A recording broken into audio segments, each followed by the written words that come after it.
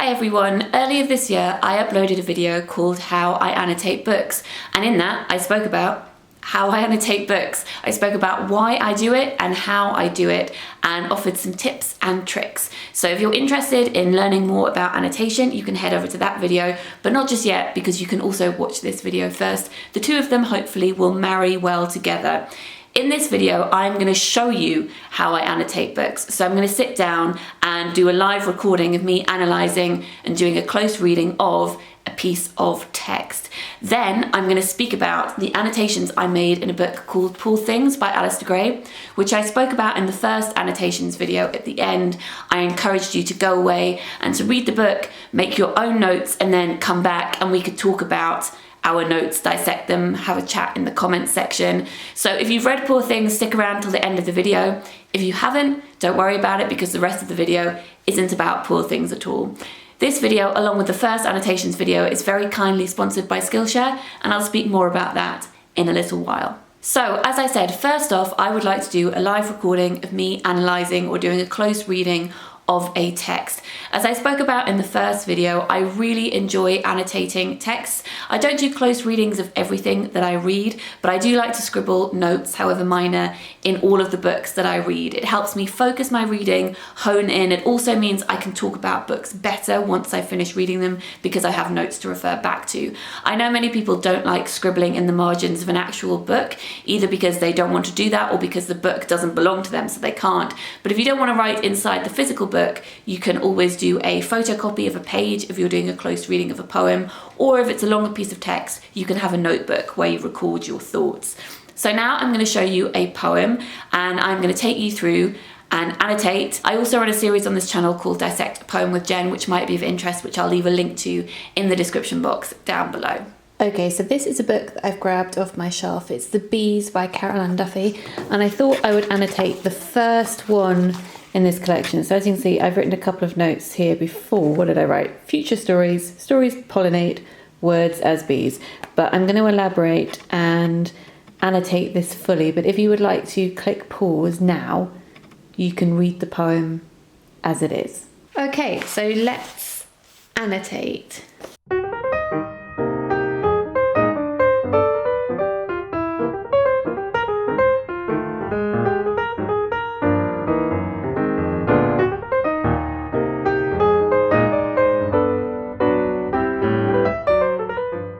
Okay, so let's look at the notes that I've made here. So this is a poem called Bees, and Caroline Duffy says, "Here are my bees, brazen blurs on paper." So she is pretending that words are bees on paper, and she's playing with wordplay here. So we have bee-sotted, buzzwords, and the alliteration here creates a buzzing too.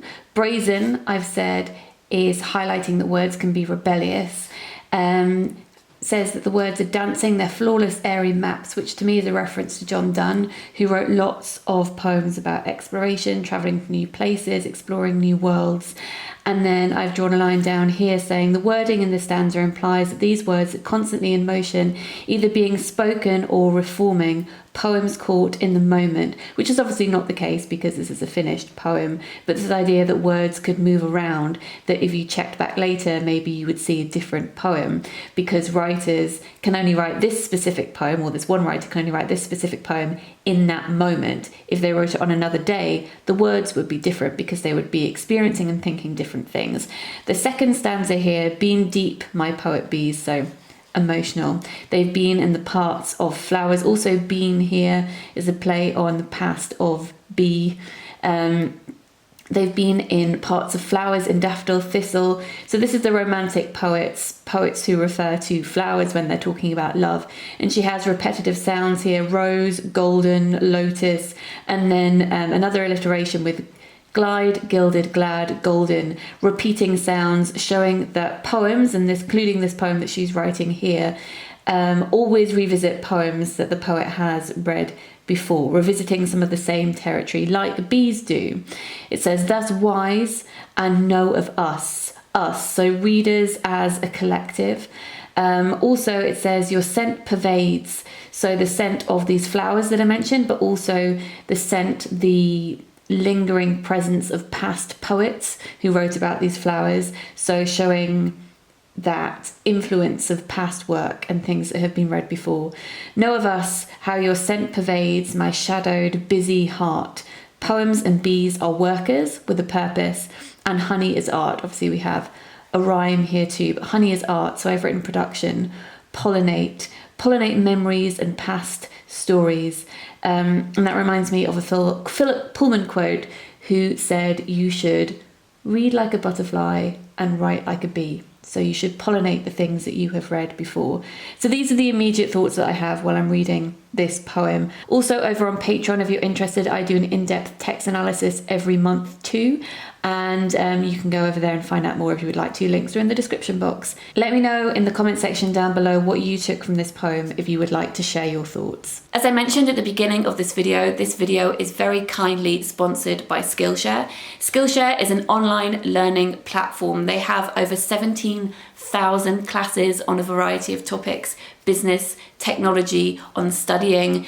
If, for instance, you were interested in annotating books and you were perhaps using that for essay writing, they have classes on essay writing. They also have classes on how to retain information, which is good for studying, and they also have classes on how to read more and more effectively. Skillshare is more affordable than many learning platforms out there. Annual subscriptions to their premium membership are less than $10 a month.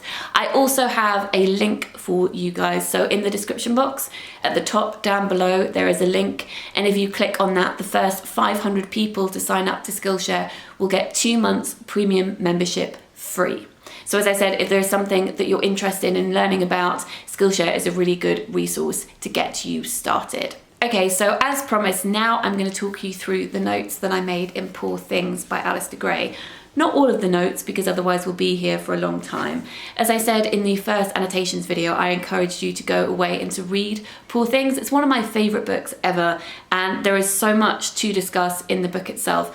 I realised that me talking about the book is a lot later than promised, but I'm afraid the week that I was going to record that video to talk about the book, a member of my family died, and it's been quite a tricky one to revisit because now the two are linked in my head. But now I'm okay, and we can talk about this book, which, as I said, is one of my favourites. So if you haven't read Poor Things, then feel free to please watch the second half of this video, but know that there will be spoilers and you're going to get more out of it if you have read the book. So Poor Things by Alistair Gray is a bit of a gothic feast. It is framed in so many different narratives, which is what makes it so fun to unpick.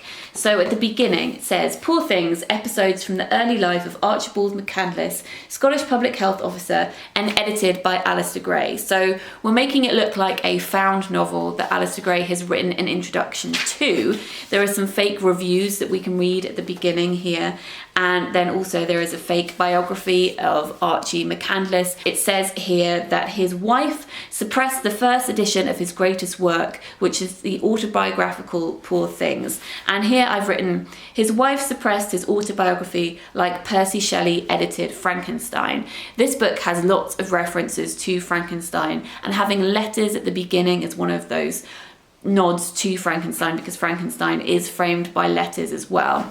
And so as I said, we have an introduction here by Alistair Gray, and part of the introduction says, I print the letter by the lady who calls herself Victoria McCandless as an epilogue to this book. Michael would prefer it as an introduction, that's his publisher, but if read before the main text, it will prejudice readers against that. If read afterward, we easily see it as the letter of a disturbed woman who wants to hide the truth about her start in life. It's very tongue-in-cheek, which actually is exactly what I've written here. Tongue-in-cheek, which sets its own tone and agenda, plus it's replacing a woman's voice with his own, which is what this novel is all about. Now, I don't know about you, but when I pick up a book, I don't always read an introduction, especially if it's a classic, because often there are spoilers in the introduction. So the first time that I read Poor Things, I skipped the introduction and I went straight to the first chapter. So I missed the introduction by Alistair Gray. I missed the fake reviews and the fake biography of Archie McCandless. So my reading of it was slightly different because I took the book at face value. I knew obviously that it was a novel, but Archie's voice became more authoritative to me because I hadn't read the introduction first. And I find that really interesting, that you could have many different readings of this book, whether or not you read the introduction, and also, of course, whether or not you read the epilogue at the end too. So this book, I'm assuming most of you watching have read it, but if you haven't read it, it is about a man called Godwin Baxter who claims he can create life or bring life back. He discovers a pregnant woman who has tried to drown herself in the river, and he tells his friend Archie McCandless that he took the brain of her unborn infant and he put it in the woman's skull and then brought her back to life.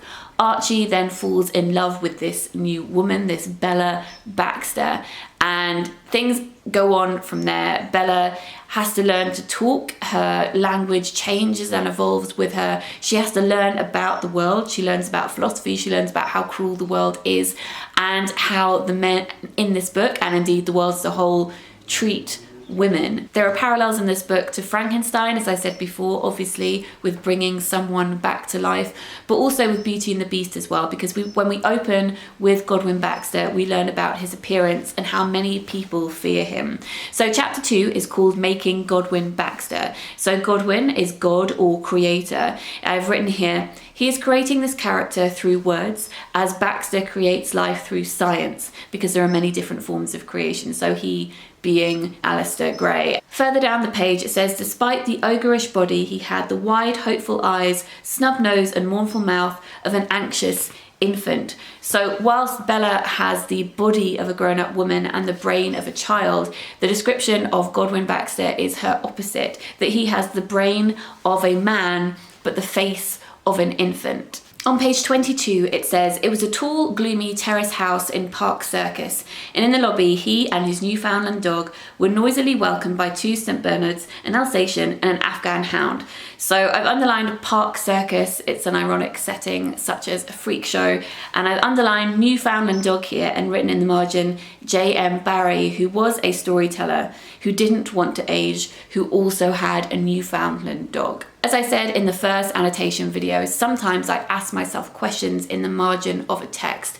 So on chapter 5, which is called Making Bella Baxter, which is where Godwin is talking to McCandless about how he discovered Bella's body and how he's brought her back to life, I have written in the margin, Bella/Bertha, fell from a great height, is oppressed and controlled by men, represses her sexuality, is Bella Bertha resurrected to become Jane? So I was thinking about this, whether or not Bella in this book is a resurrection, a nod to Bertha from Jane Eyre. I made a whole video talking about Jane Eyre, which I'll link down below. But Bertha in Jane Eyre is Mr. Rochester's first wife. She's kept locked up in the attic. And spoilers for Jane Eyre, in case you don't want to know, she dies at the end by falling from a great height. She set the house on fire and she burns and then falls off the top of the building. So Bella here has died and she has been brought back to life. And she's being brought back to life, and as I said, the brain of her unborn child has been put inside her skull. And Godwin is teaching her about the world. He is trying to create a tame version of a woman. He wants to experiment to see what sort of woman he can create by feeding her only very specific information. And in Jane Eyre, Bertha is seen as this wild person and Jane is seen as a well-behaved version of, lots of air quotes here, of what women should be like.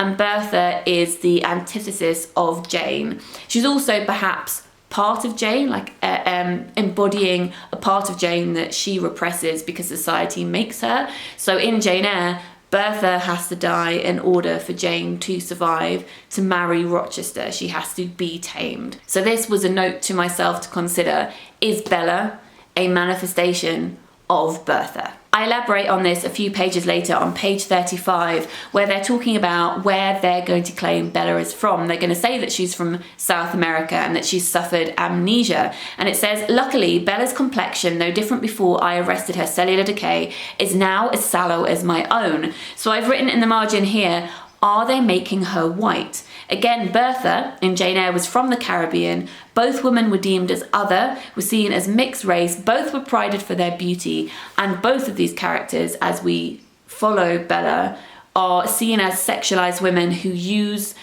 this as power over men. A few pages later, on page 39, Godwin Baxter is talking about what he likes or dreams for in an ideal woman.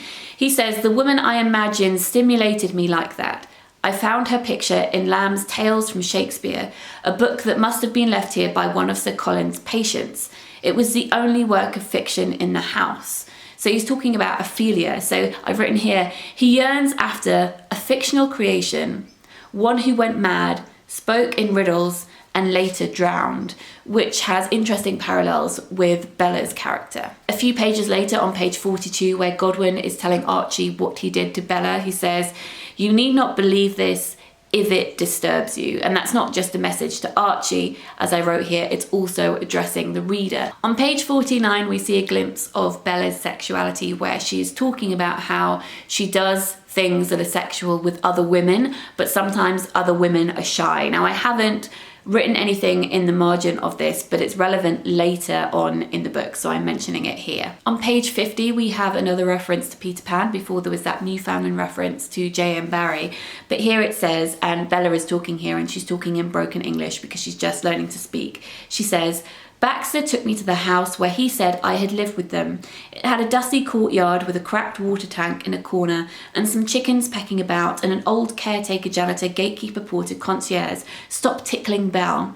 So I've written in the margin, tickling bell, Tinker Bell, a fairy in Peter Pan who is only capable of one emotion at a time, which is what Bella is at this moment because she is very childlike. On page 51, Bella says, "I have not read Beauty and the Beast, but I have been told enough about these mighty epics of our race to know that most folk think that God and me a very gothic couple." So she doesn't understand God because she doesn't understand men, but she does understand books. He doesn't understand her because he doesn't really understand women, but he understands women in books. So he thinks of her as Ophelia in Shakespeare. She thinks of him not through stories that she's read, but stories that she has been told by other people. So they're seeing each other through murky glass. I've written, they understand each other through literature, which is of course how we understand them too. We only understand them through literature. On page 57, we first learn of Godwin's middle name, which is the same middle name as Percy Shelley. On page 66, Godwin Baxter is telling Archie that he believes that women should work in scientific fields.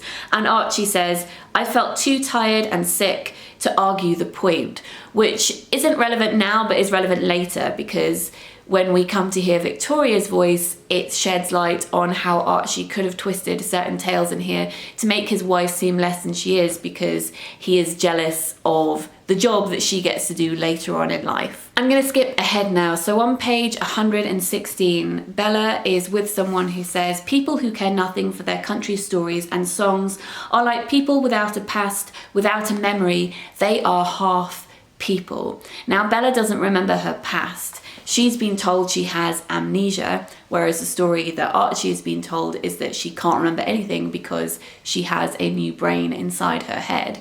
So she is seen by some of society as a monster because she doesn't have a past, because she doesn't have a place, because she doesn't have an identity. What is monstrous? Who is a monster? Society sees Godwin as a monster. He is seen as Beast from Beauty and the Beast because of his appearance, whereas she is seen as beast-like because of the way she uses her sexual prowess to get what she wants, because she asserts herself, and that's seen as an unladylike thing to do, but also because, as I said, she doesn't have this sense of identity. And we see her identity as fluid, which is very interesting as we read the letters that she writes back to Archie and to Baxter, because she takes on the voices of whoever she is with and the opinions of whoever she is with, and also the style of things that she's seen, plays that she's gone to see. So there is part of her letter that's written in a sonnet because she's been reading Shakespeare. On page 144, we're then shown Bella's actual writing when she learns that the world is a cruel place, that poverty exists, that people hurt other people just for the sake of doing so. And she is furious. And we have been sheltered as the reader, so I've written here, we can see how her writing differs here. It's been standardized for the reader, which would protect us from just how young and vulnerable Bella actually is. Bella is being or has been protected from the cruelty of the world, and we, to some extent, have been protected from how cruel the world is to her and how ill-equipped she is to cope. This relates to something that's said on page 164. Everyone should have a cozy shell around them, a good coat with money in the pockets. And then again, I've made a note there saying this relates to something on page 175 where she says, I should not exaggerate the evil of what we had seen. The open sores were a source of income to those who flaunted them. And those beggars were happier than folk who lived by honest toil. So we have been protected from how vulnerable Bella is by Archie writing this book and standardizing the spelling so that we think she is more grown up than she is. Bella has been sheltered from the world by people telling her that it's great when it's not. And then there are people in this book who are very privileged who are telling her poor people like being poor because that makes them feel better about the situation that they are in. So everyone is protecting themselves, as Bella said, with a coat of money so that they feel better about the world that they live in. This book, again, is coated in something that makes us read it in a particular way. So by those letters that are either side that I spoke about earlier. So everything is framed, everything is seen through a certain perspective, and this book is guiding us towards certain conclusions in the same way that Bella is guided towards certain conclusions by the people that she encounters. It's at this point that Bella learns that history is written by people who are victorious. So I've written on page 156, this history of Bella is written by McCandless. Does that mean that he has won because he is the one who is claiming he knows how his wife came to be? On page 216, we are told that Bella has a Manchester accent, a Mancunian accent. We had been told that before, but it's repeated there. And this is something that I noted in the margin. I said, if it's true, and Archie isn't lying, that her baby's brain has been placed in her skull and it isn't just that she hit her head and she has amnesia. If her baby's brain is in her skull, why does Bella have a Manchester accent? Because presumably that's not something that she would have any recall of. It's not something that would be innate to her because she would be an entirely new person. So that is a flaw in Archie's argument. On page 230, her ex-husband says that he locked her in the attic, so I've written Mad Woman in the Attic, which is another reference there to Bertha from Jane Eyre. On page 224, her ex-husband claims that she is queer, and in this context he's talking about madness, but I think it's a play on words as well because I've written there page 269 is a reference to myself, and on page 269, Bella, in her own epilogue, wrote, my only amorous pleasures have been a sapphic affair with my piano teacher. I would have loved her till the end of time, but alas, she loved too many others for my selfish taste, so I had turned against her. So the implication here is that perhaps Bella herself, or Victoria as she calls herself at the end, is queer, and this is another way that she has defied men, but that part of her life hadn't been recorded by the men who wrote their section of the book because they wanted to repress that part of her sexuality just as they wanted to suppress her voice as a whole. On page 240, it begins reader, she married me, which is of course another reference to Jane Eyre. And then at the end of the book, we get a letter by Bella Baxter herself who says that actually her name is Victoria. In these letters, Victoria, or Bella, says that everything that's come before it is a fantasy and that her husband was lying because he was jealous that she was a doctor and he was a writer, which is a role reversal, gender role reversal of the 1800s. So here I've written, Bella learned that history was recorded by victorious men. So has Archie changed history? Plus, in Archie's story, Godwin was the one who had changed history. So it's like this Russian doll of storytelling. And plus, I really like that Bella says that she's not called Bella, so she takes away this reference to Bertha, the mad woman in the attic. She says, my name is Victoria.